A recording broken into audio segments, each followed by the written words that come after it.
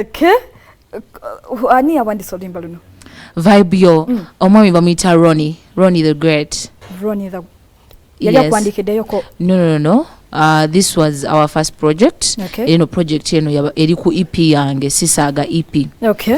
Nga mwenda December nafulumya EP yange. Abatamanyi EP eberanga short album.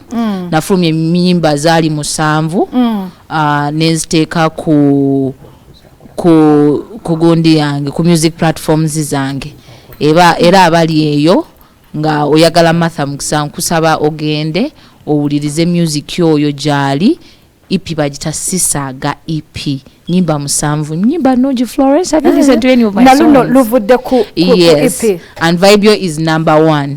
Okay. Era winatandise tubana kwa tuziva mu order over Simanyi, I don't know which scenes are because the songs zona mwezili mu rotation, they're being played, so we shall see where okuyayana kuliwo okusinga nga tutandikira. But so far we have started with Vibio because kyensubira mu January buli omu kati ali mu vibe ye buli omu ali mu vibe ye tubabite bwetugenda mu kidongo manyi waliwo awe essaawa ebeerenze buzibu ngoma zo kuteka yakasooka kokulya so buli omu ali mu vibe eri waggulu nnyo kagenda kutudigiza.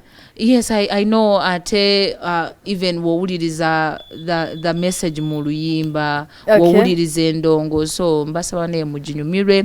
Producer bamita Shak, he's a new guy naye mu game akola bulungi era naye yaliko kuba producer abankolera ku EP yange. Okay. Yes.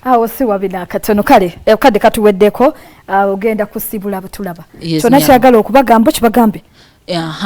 Ekisookera ddanya kwebaza director wange Elivi Mugisa webale nnyo. Video ennungi bagikonyemu wano ku BBS bagambye tik. Ekiddako nyawo kwebaza Black Magic Entertainment, thank you so much.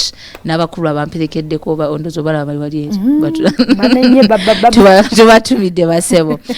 Nenkwebaza Florence, thank you so much and well done with the job you do. BBS Telefina mwebalire ddala omulimu gwe mukola tugusiima. Abawagizi ba Martha Mukisa mbagala nnyo. Muyongere okunjagala n'okunsupportinga. I have a lot in stock naye so far EP yetuli ku mumwa Sisaga EP. Bamwita John akwagala nnyo muntu mireko ye John Sempuga. John Sempuga. Sebo tukwagala nnyo wano wetuli era tukimanyi tosaaga. Wa performinga ku show ya Winnie. No. Wa performinga kuyani. I performed on Eddie Kenzo's, I performed on Azawi's show. Azawi, yakula bakuyaza yagamba nice. Chana chikubye ndugu chana chakwe. Thank you.